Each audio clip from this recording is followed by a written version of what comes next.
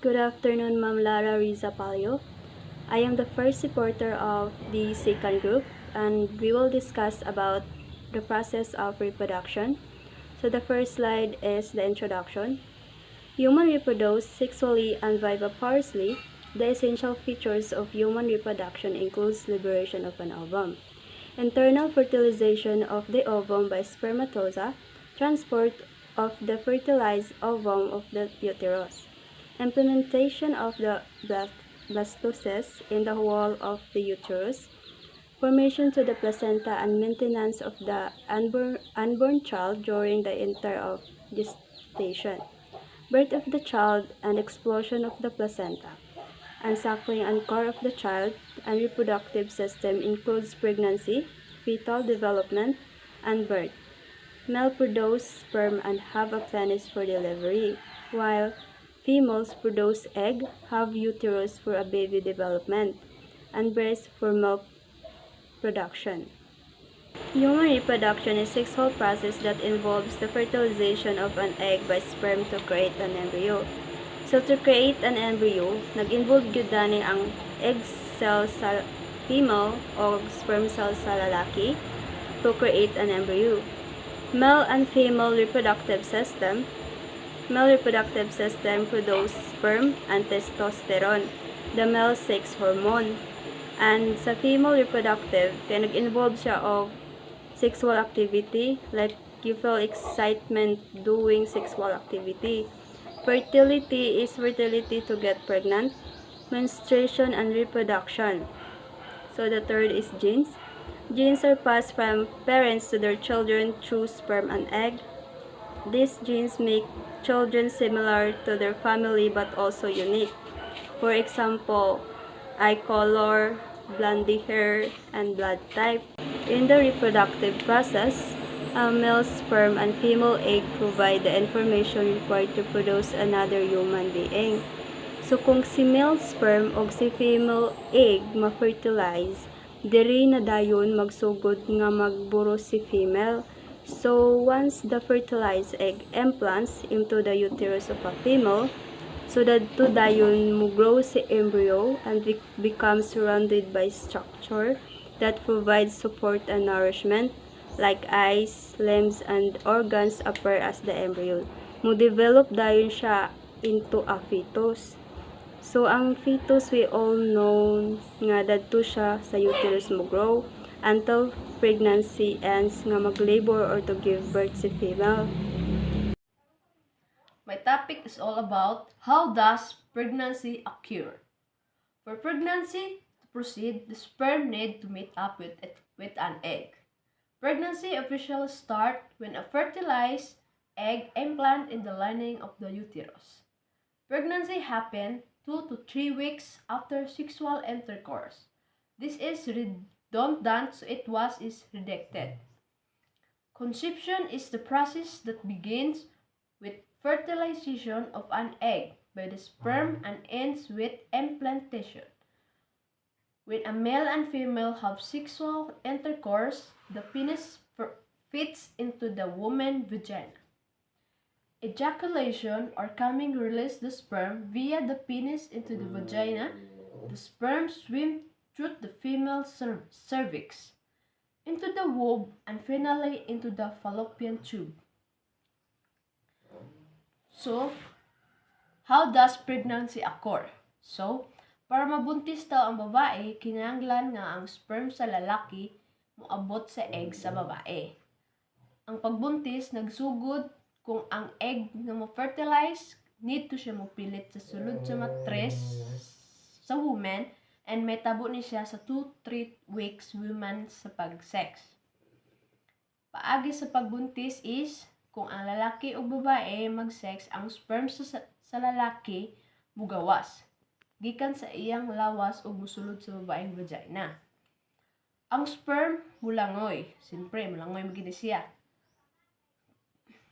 Padulong sa matres o fallopian tube. Then pwede ni siya makaabot sa itlog. Itlog, it means egg sa babae. Kung ang sperm o ang egg magtagbo, og magkuan sila, magkatagpo, magka-symbol, ma-fertilize ni siya, mahimo na din siya baby. So, example this is kung mag-sex ang usa ka magtiayon sa panahon nga fertile ang girl, dako ang possible nga mabuntis siya kung ang sperm moabot ug makihusa sa egg sa girl. Good afternoon, everyone. My name is Chris Melody Salvani, and my topic is all about steps in the process in reproduction. So, there are 6 steps, which is ovulation, fertilization, implantation, embryonic development, fetal development, and birth. So the first steps is ovulation. So, the ovulation process of releasing an egg from an ovary. So, it's a phase of a menstrual cycle that usually occurs or once a month, about 2 weeks before the next period. So, ang sa ovulation it is the process which an egg is mag-release siya from the ovary. So, ang egg mag-fertilize siya for about 12 to 24 hours after siya ma-release gikan sa ovary. Ang sperm kay magpuyo na siya sa fallopian tube for about 3 to 5 days after sa human sex. So, muna siya ang process sa ovulation. The second step is fertilization. It is the process in which a sperm cell and an egg cell unite to form a zygote. So, during the fertilization, ang sperm ug ang egg mag-unite dito sa fallopian tube kay nagmeet na sila ug mag-form na dayon na into zygote. So, mag-travel ang zygote padung fallopian tube, mao na mahimo na siya ginatawag nga morula. So, unsa man ang morula? Ang morula is a microscopic ball of cells that forms during early embryonic development. Third one is implantation. So, the zygote becomes an embryo or development prior to and during implantation. So, kani po siya is ang fertilized nga egg attaches into uterine lining. So, if ang egg is wala na mamit nga egg, ang kaning lining mao ni ang hinungdan nga dugon ang babae.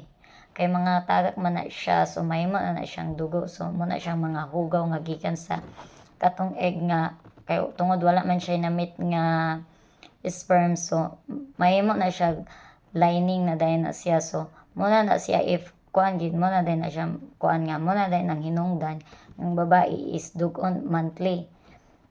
But if an egg is nakamit og sperm, mao na din ang beginning na siya sa iyang pregnancy journey. So, mao na din ang hinungdan nga mag-start na din ang pregnancy sa isa ka babae. Fourth one is embryonic development. So, in the 8 weeks, the embryo develops. By the end of week 10, it becomes a fetus. So, tungod man kay nakamit naman ang egg cell sa sperm. So, muna na siya na naman to'y kuan mabuo nga embryonic development kay muna na ang sinugdanan sa pregnancy journey. So, kaning embryonic development, muna siya the process which ang fertilized nga egg, anam na din na siya mag-grow into embryo.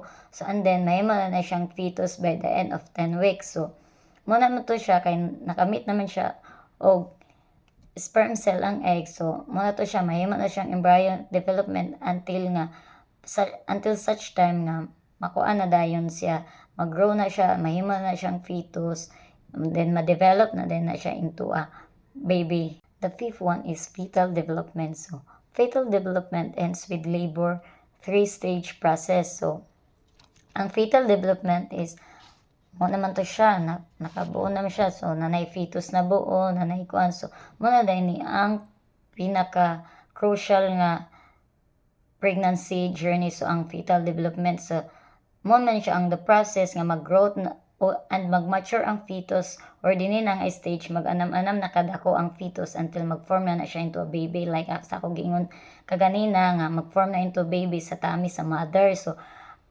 na din siya yung mga kwan. So, around mga 14 weeks, ma-identify na din ang gender sa baby. So, mabaya na nga monthly gid, basta pregnant ang sa ka-mother is monthly man na sila magpa-prenatal para makita man na sa OB nga kung okay ba ang kahimtang ni baby sa tummy. So, muna na siya din.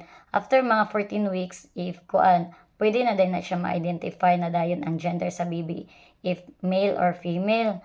So, In 16 to 20 weeks, diya na dayon ma-feel na dayon ang gamove ang baby sa sulod sa tummy. So muna dayon na din nga nang makita ninyo nga or sa even sa YouTube or TikTok nga sa pregnancy journey is makita ninyo nga ginapost na sa mga mommy nga ilang tiyan is naega gasipa-sipa na ang baby. So dina na siya muna siya ang sa 16 to 20 weeks. So dinipod nga stage ang fetus major organs and body system mag-continue mag-grow ug mag-mature. So diya na dayon mga buo na ang tanan like ang iya hair, yang eyelashes sa baby, tanan na dayon diya na dayon makita ug mag-grow na dayon ang baby nga naa sa tummy. The last one is birth. So, human must develop male or female gonads and genitalia to be capable of reproduction. So, kani nga stage is kabalo na mangyud ta nga diri na dayon mataw or maanak ang baby, magawas na siya sa tiyan sa mami. So, ang birth na ay 3 stages. Ang dilation stage, second is expulsion stage and placental stage. So, unsa ang dilatation stage? So, mo na siya ang cervix mag-opens and then teens ang baby moves down sa birth. So, birth canal so or sa vagina kay mo man ang birth canal sa baby. So, mo ni nga stage ang pinakataas kay mao ni ang ginatawag nato nga magbati na ang mother. The next one is expulsion stage. Ang baby is born and kani nga stage maglast lang siya into 30 to 60 minutes. So, mga ning ianak na or iutong na ang bata. The last one is placental stage. So, placenta is magawas or which ato ginatawag og inunlan sa bata. So, muna na siya ang ginatawag nga placental. So, if curious mo or na pa may mga lain pangutana is naman ko gina-attach nga video every slides. Na ko gina-attach nga video kung unsa ang process sa gikan sa ovulation down to birth. So, pwede ra na ninyo mapangayo sa ako ang PowerPoint. Then, ako na siya i-upload sa GC para makita po ninyo ang video and giunsa siya pag-process. So, that's all conclude my topic. Thank you.